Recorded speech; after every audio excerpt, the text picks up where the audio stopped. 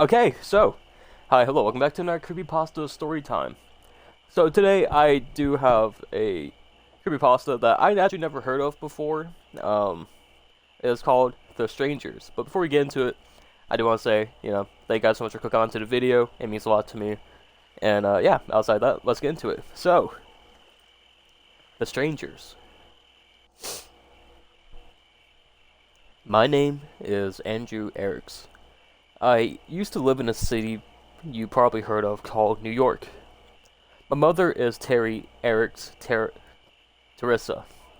Really, she's in the phone books under E if they even have those things anymore. Maybe you can just Google her. I don't know. If you know the city and you read this, find her. Please.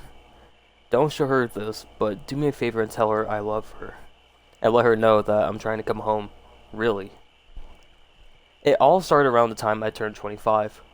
I decided for no good reason that it was time for me to give up taking a backpack to work. Idiotically, I thought that it would make me look more like the guys I saw on the trains, the ones the women are with, the guys who made it. I figured that if I weren't walking around a ridiculous looking book bag everywhere like some brain dead kid, I'd be seen as more mature because I wouldn't look, stupid. Yeah, right, I know. But that meant I had to give up reading on the subway, going to and from work.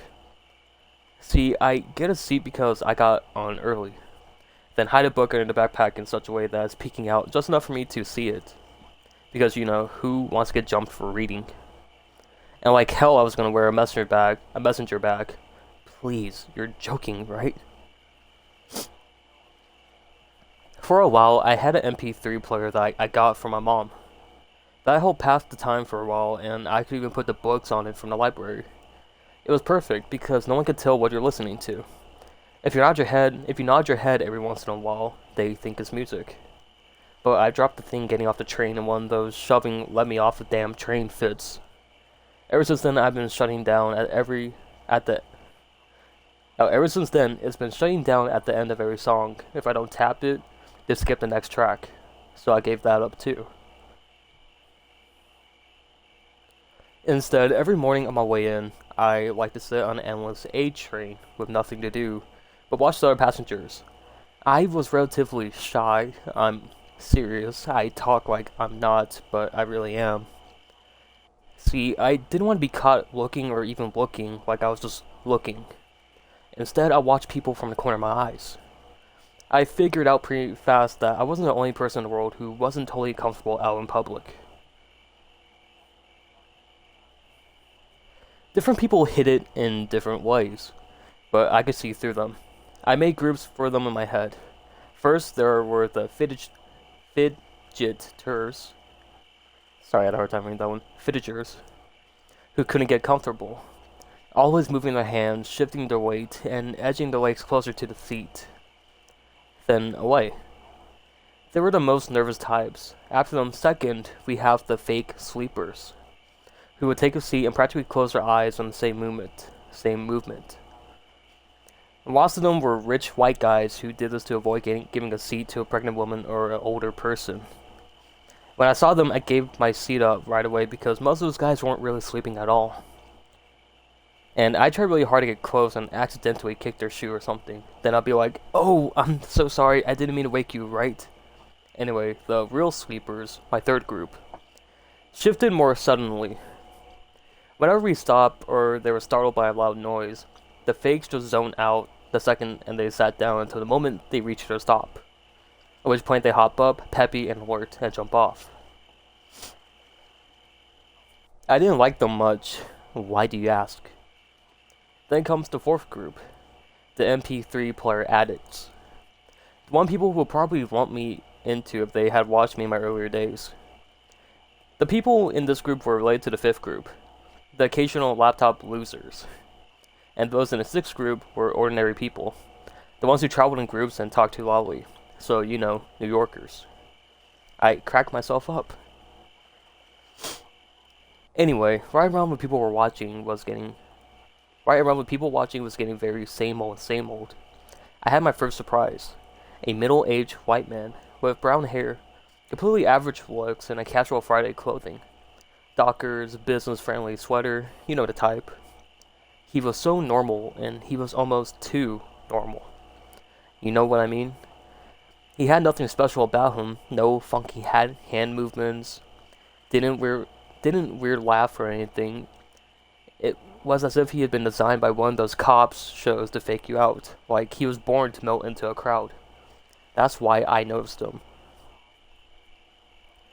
Here I was, purposely trying to see how people acted on the train so I could categorize them. And he didn't act at all. Didn't react either. It was like seeing someone sitting in the front of a television, watching a documentary about, I don't know, something really boring, like fish. The guy watching isn't excited or focused, but he's not looking away either. Present, but not accounted for. Anyway, I'm not that good at being punctual. My mom said. So I didn't get on the train at exactly the same time every day. And since I didn't care one way or the other, I didn't try to sit in the same car either. Random was fine with me. So I was more than a month into my people watching and grouping experiment before he caught my eye. That normal guy I told you about. I saw him for the first time on a Monday. I think. Yeah, it was definitely a Monday because I know I saw him the second time on Thursday. When I was heading home to hang out with the same crew I hung out every Thursday night since we were all in school together. Mr. Normal Guy, well, he obviously did catch the same train, and he sat in the same car, the first car, in the same seat, even. Talk about obsessive compulsive. At least that's what I thought at the time. What I should have been thinking, however, was crap. This is not normal. Since he caught my attention so well the first time I saw him, I watched him even more closely the next time. Frankly, something about him made me really uncomfortable. Mind you, he didn't do anything to make me feel like that. He didn't do anything at all. Really. What creeped me out, maybe, was how much he was trying not to be there. The way he sat there in silence, staring straight ahead with a blank expression on his face, no matter what happened, was unnerving. Once a woman with a crying kid entered the car and sat right next to him. Still, nothing. He didn't so much as turn his head or stare the kid down. And that little punk was seriously loud, too. By the time the subway reached my stop that Thursday, I felt sick. Queasy sick. And when I left the car, my hands were shaking like I was in the throes of nicotine withdrawal. That man was wrong. He was some kind of freak. A sociopath, perhaps. One of those quiet guys who, as the later turns out, has a dozen of women's head in his freezer. The first victim, likely his own mother. I'm telling you all of this so it makes sense when the next part is so weird. Because he freaked me out. So you think I would do everything I could to stay away, right? Yeah, I would have thought that too. In my early days, he was just part of my grouping experiment. And not a particularly interesting one at that. At least I had convinced myself of that. But it wasn't long before I noticed I'd been wasting time after work in the afternoons, poking around the newsstands, reading magazines I didn't want. Until the clerk chased me away for loitering. Unconsciously, I was doing my best to stay off that guy's train. And if I found myself on that platform at the wrong time, his time, I made damn sure to choose the last car. The one far away from him as possible. The opposite of obsession, right? Fine. Then, on my way to work one morning, I saw another person who set off the same warning bells in my head. This time, it was a woman in the last car. Just as plain looking and just out of place in all hustle and bustle around her. The moment I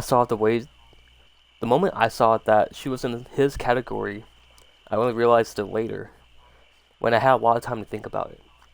You understand, well, That moment when my obsession officially began.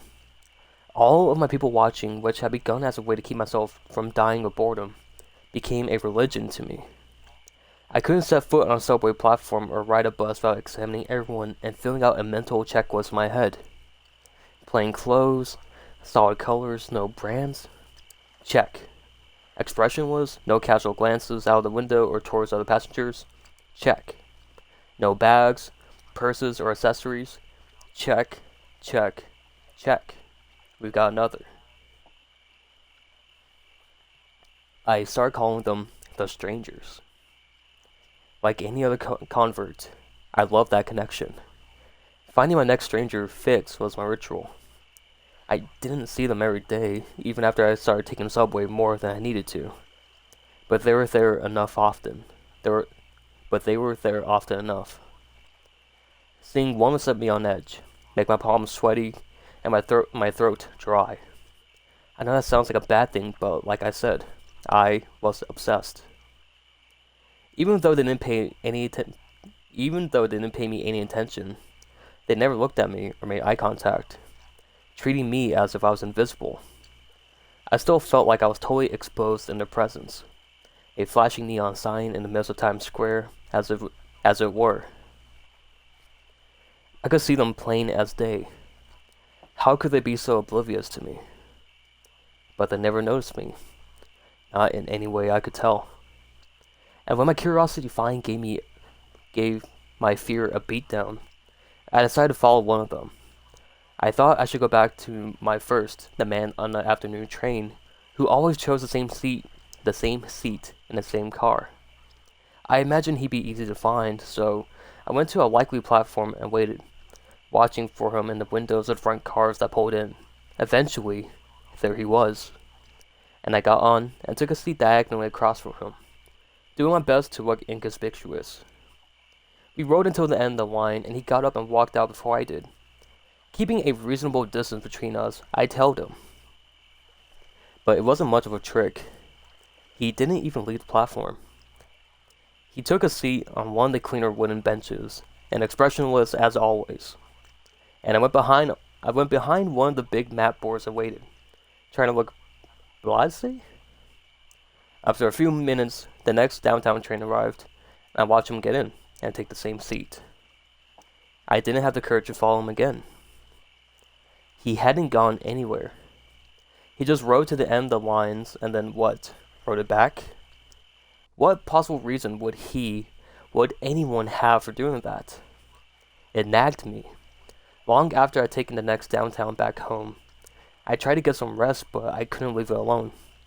Not until I could make some sense of him. I was beyond confused. I was angry. Why was this jackass, this inhumanely silent and slow bastard, riding trains back and forth, and going nowhere? He bothered me, but not the way a guy who unapologetically slams into you on the street without looking twice does. He bugged me the way spiders do. Big, hairy, train-riding freak spider guy makes me want to get the hell away from him. That was how the strangers were beginning to look to me. They made my eyes water and my mouth dry. But did that stop me? Hell no. Of course not. Desperate to satisfy my curiosity, I followed him again the next day, and again the day after that. Every day for at least a week. The two of us made our silent trips together, though only I noticed by the end of the week, I was following him for hours, all day, every day, all night. Well, past the time, the trains start running the night expresses and passing stations, like my stop. In parts of town that shut down for the night, we rode from the east end of the city system, down, around, and up to the top, then back again. I wasn't people watching any longer. I was person watching. Stranger watching. I didn't see anyone else on those trains I rode that week. We could have been the only two people on the planet for all I knew or cared. I lost my job after that.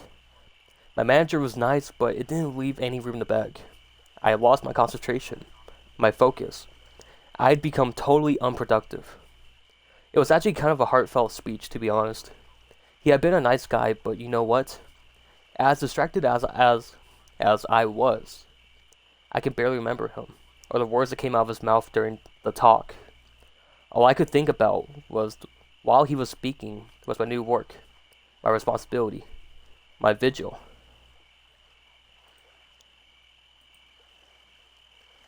What would that mean? What would that man, that thing on the subway get up when I wasn't there to keep my eye on him? How will we all survive without me watching? I left my work for the last time at noon that day. Normally, I have started telling my subjects at 5:30, but I just knew that he'd be waiting for me. I wish now I paid more attention to that day. Was it sunny? Was it summer after all? When did it start feeling like he knew when I'd be there?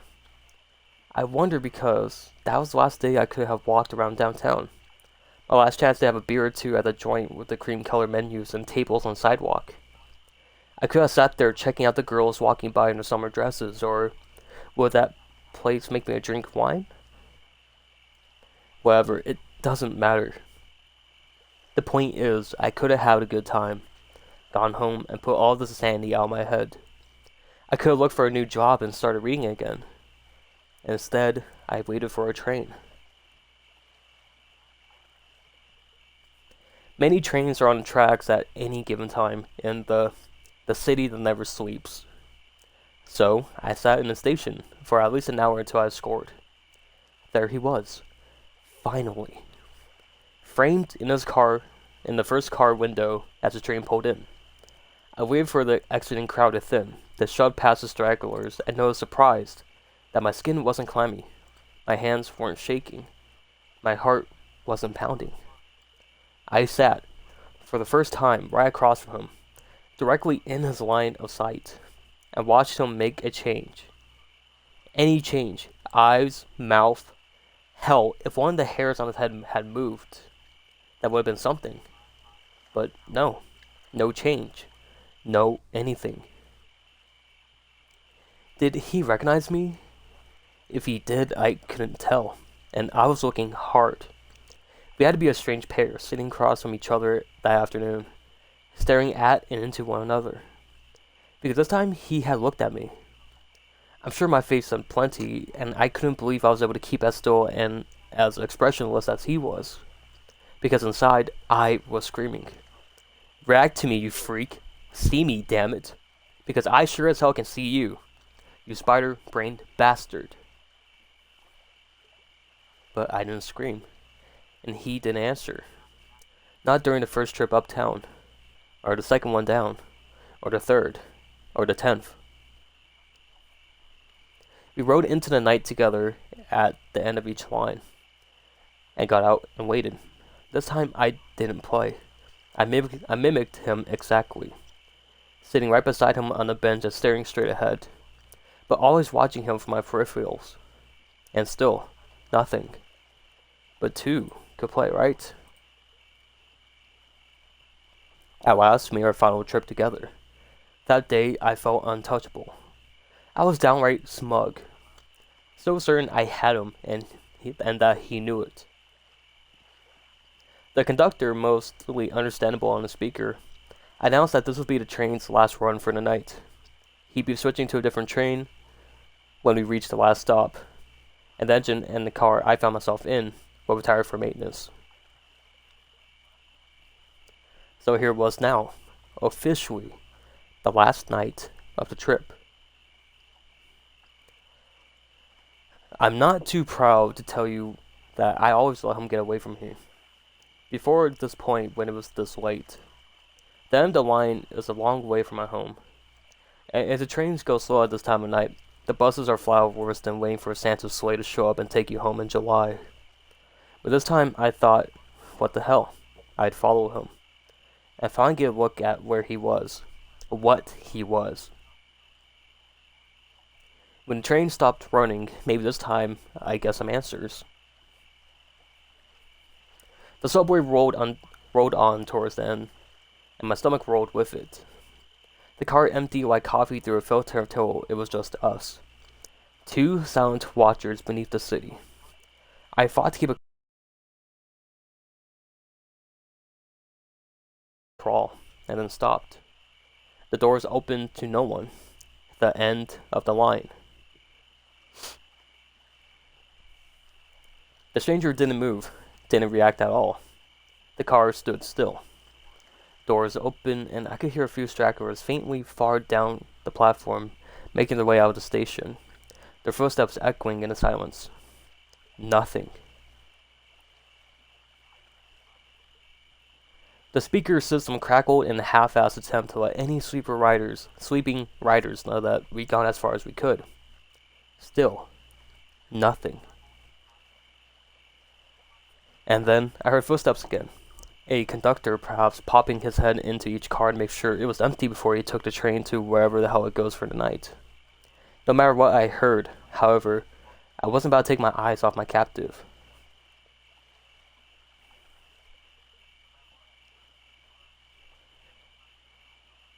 I paid attention to the conductor when he finally reached our car, while still staring down a stranger. The conductor looked in. His eyes scanned over us, and then he looked confused, like he'd forgotten a phone number he'd known his whole life. He blinked a few times and paused. I waited for him to say something, but that moment stretched out, spinning slowly in a track breeze. Then, with a slight shake of his head, he walked towards the conductor's door, keyed it open, and left us in the main car. A few minutes later, the train started up again. We rode straight off on the ground for a while. Then it felt like the train looped around and stopped. I could see the windows of more trains behind my motionless companion. And through those train windows, more trains. And then, while I was trying to calculate my next steps, he smiled at me. It was nothing more than a slight curl of the lip. But I noticed. I probably wouldn't have if I hadn't spent the last God knows how many hours studying his face. A smile is normal, right? Sometimes, as it turns out, it's not. So, the stranger said in a rough baritone, "Here we are." I tried to respond, but my throat had clamped shut. It was incredulous. Incredulous? I've been waiting for this for what felt like my whole life, and yet I've been rendered speechless. The entire tunnel system we were in felt as if it just collapsed onto me. I coughed and stammered and finally managed in a raspy tone to ask a question that kept me up at night. The one that drove me halfway to madness and led me to this place and this moment. What are you? He ignored me and stood. The train doors opened and he started walking. A moment later, and he turned and stared straight into me again. "Coming?" he said. He didn't wait for an answer, but stepped out onto the platform. I scrambled out after him, finding words difficult to come by, and immediately wished I had brought a bottle of water. "Come on, damn it!" I finally shouted, then tripped on the uneven platform. He ignored me and continued walking. "Talk to me!" I hollered when I picked myself up. "Who are you? What are you? Why do you ride the trains all day?" He didn't look back or slow his step. I couldn't see his face as I recovered my balance, but I'm willing to bet he didn't react at all, or at least no more than he had in response to anything else. I stalked after him, shouting until I realized the futility of my actions. I gave up. 5 words were all I was going to get out of him, it seemed. In spite of a growing sense of unease, I was overwhelmed with curiosity. I'd come all this way and I wasn't about to leave without an explanation. And so, I traversed the platform until we came to an odd junction of sorts. Unlike any I've ever seen in New York City subway system before, trains lined both sides of the platform and appeared to stretch into infinity. This place was even spookier than the old ghost platform I was lucky enough to glimpse in a dim tunnel years ago on a quiet early morning where my train was rerouted. Suddenly, the stranger turned. We had been walking perpendicular to the trains around us, passing nose after nose of the hulking vehicles, their headlights seemingly glaring at us as we passed. The path ahead was lit from above, but I couldn't see where it ended. Innumerable trains on either side of us went on forever.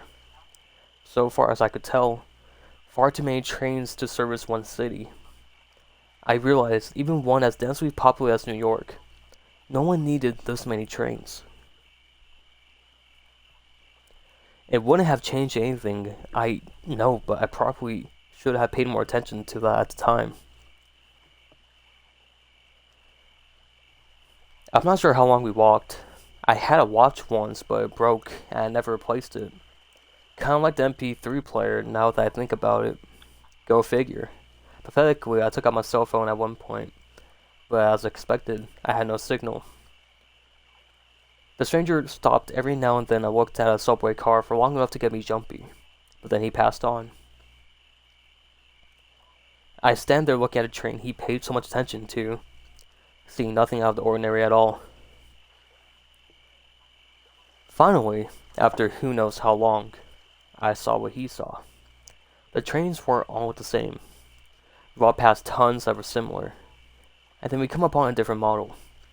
Even in the gloom, it was easy to tell when they were a little larger or smaller, or that they had different curve to their nose, different siding or different doors. The conductors' cabins were a little different as well. I didn't see and still don't know exactly what the stranger was looking for, what he was waiting for the trains to tell him. But he must have found it because, zip, there he went, turning down platform and the train's doors opened as soon as he stopped in front of them. I followed closely behind and we took our usual seats in a darkened car. "Are you willing to speak now?" I asked him. No answer. I sighed with frustration and seriously began weighing the pros and cons of punching him in the face. When the lights of the car came on and the engine started. "What the hell?" I said.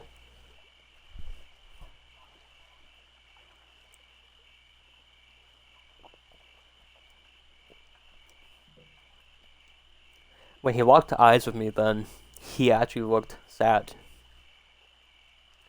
Then he offered 6 more words that changed everything. "You can't go back, you know." "What the hell are you talking about?" I retorted. "Go back where?" The stone-walling bastard just sat there, ignoring me. Our train lurched, pushing off the opposite direction from what I expected. The Macy Day's never-ending parade of trains had thrown off my sense of direction. I guessed. We rolled on for a few minutes and then slowed as we approached a stop. His gaze, vacant since the train started moving, grew sharper for the first time.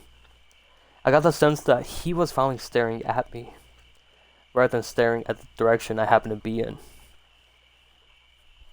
"Be still. Be silent," he said. "Don't catch their attention." The train stopped and the doors opened, and they began to flood in. I don't know what I noticed first. The weird clothes, the two long arms with hands nearly brushing the floor, the jet black eyes set deep into angular faces, or the blue-gray skin. My eyes saw it, but my brain refused to process it. But my mind could no longer ignore the horrors right in front of me.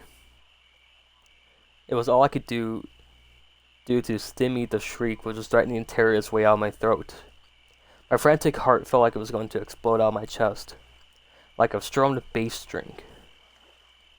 Everything in me lurched and throbbed with the rolling spasms of horror.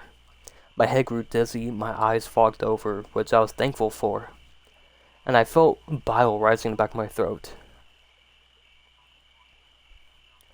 Following the stranger's instruction, I kept my mouth clenched shut, forced me to swallow it back down, managing only because the other option was much worse. My instinct screamed his words at me. Be still. Be silent. Don't catch their attention. The rest of the day was a blur. We rode the subway car up and down the line, both still, both expressionless for hours, for days. Maybe it seemed longer than the route I knew. The line I followed a stranger on for so long. The hideous things around us seemed to pay us no mind. Though I, at least, must have stood out like a nun at a heavy metal concert. When we finally returned, alone, at the endless cavern trains, I burst into tears in our blessedly empty car and collapsed to the floor, exhausted and sobbed for a while. The stranger simply watched. When my breathing had returned somewhat to normal, I managed to croak, "Take me home, please." "I can't," he said bluntly. "I don't know which one of these will lead you back, if any of them do." He stood. The doors opened again, and he stepped out. Once again, onto the platform. I fought the urge to whimper like an abused puppy and followed him. He spun around, eyes glinting. "You've followed me long enough." "What?" I shouted, fury overshadowing my misery. Rushing forward, I grabbed the stranger by the shoulders and, with an unexpected burst of strength, slammed him up against the side of a nearest train car. "You son of a bitch! What the hell did you get me into? What did you take me?" I smashed him against the metal walls again and again. "Take me back!" I screamed. Like a candle deprived of oxygen, the sight of his eyes returning once more to their usual emotionless state extinguished the rage in me. I felt my anger peter out, leaving me hollow.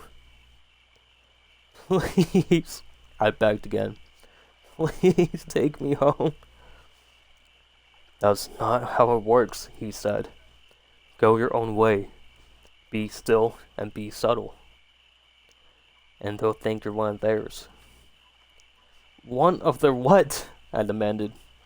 He peered down at his hands in silence. "How could you do this to me?" I cried. "Why?" He cast me a melancholy glance. "You'll do it too. Sometimes you get stuck." He brushed my hands off his shoulders and turned to walk away. Devastated, I fell to my knees. He turned back to me one final time. I'm sorry," he said, and he touched his finger to my forehead. That is the last thing I remember. I don't know what he did to me, or why. When I came to, I knew my role and played to the best of my ability. I was still. I was silent. And I rode to the ends of the lines, no matter who or what got on. Being still was as good as being invisible. But once in a while, I caught a reflection in the train window. The first 100 times that happened, I didn't catch on. But eventually, even I understood. The longer I rode with the things, the more I became like them. I was stuck in their world until someone started watching me. Then, if they followed, and only then, I had a chance at getting back to the endless platform of lost trains. In the time I spent ensnared in that place, I did some terrible things that I'm not proud of to the other strangers. But I made my choice. I was not going to lure anyone else into a trap, not even if it got me home faster. They were better off dead than being in whatever state I was. It makes me wonder, though, about the stranger who got me into the situation. I wonder what he originally looked like, or whether he knew he could have killed me and got into the hub that way. I wonder, too, about the others I saw back home, and the rare few I come across since I left. Do they kill them, or take them, and whichever one they choose, do they consider a mercy? I can't bring myself to talk to them and ask. We're damned either way, and the damned ought to suffer in silence. I've killed 15 strangers now, and I've gotten very good at it, but I made a decision. I'm done killing innocents, at least. Before I returned to the Central Hub this last time, I scrounged as much paper as I could, and I wrote the story over and over again, to be left in many subway cars as I can manage. Thousands of messages and bottles cast into a sea of steel rails. This tale is a request. It's also a warning. My request, remember, was that you find my mother and tell her a lie. It's a white lie, don't worry. You have to find her, then tell her that I love her, and I am trying to come home. It may give her some hope, or peace, or something. And oh, how I wish it were true. But here's the thing. I've been thinking I'm similar to the character we read about in school, when the teacher tried to get us all jazzed about mythology. Did you ever read a story about Odysseus, lost and drifting upon the sea, looking to return home to something at someplace familiar? That's me, struggling to find my way. But that's where the similarities end, I'm afraid, because I'm not lost at sea. I'm lost in endless tunnels, a labyrinth of sorts.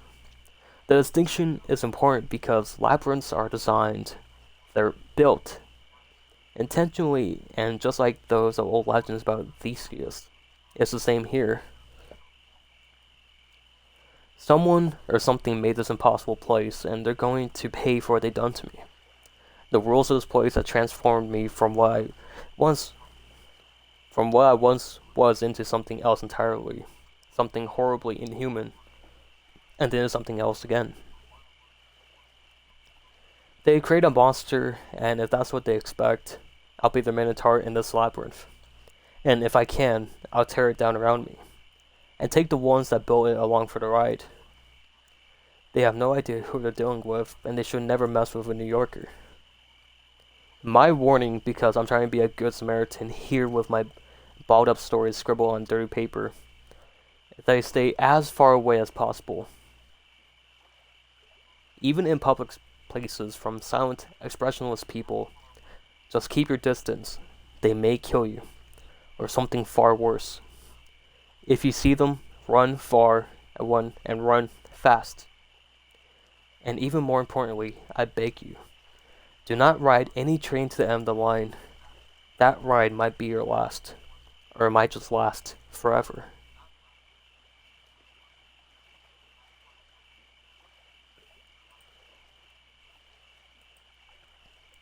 Okay. Okay, so hopefully y'all enjoyed that story of the strangers. My mouth got really dry halfway through that, so sorry about that, but that one was really long though. But honestly, it was pretty cool. I actually really like that story. It's really fucking good. But yeah, I don't really have anything else to say. Hopefully y'all enjoyed this creepypasta story time. I'm kind of like rebranding my creepypasta reading stuff as creepypasta story time, so if y'all enjoy. And yeah, I do usual stuff on my videos. Links are down below. Please leave a like if you enjoyed. It helps out the channel, and please consider subscribing. Also helps out the channel. And yeah, I don't have anything else to say. I do want to say thank you guys so much for watching, and I'll see you guys later. Bye everyone.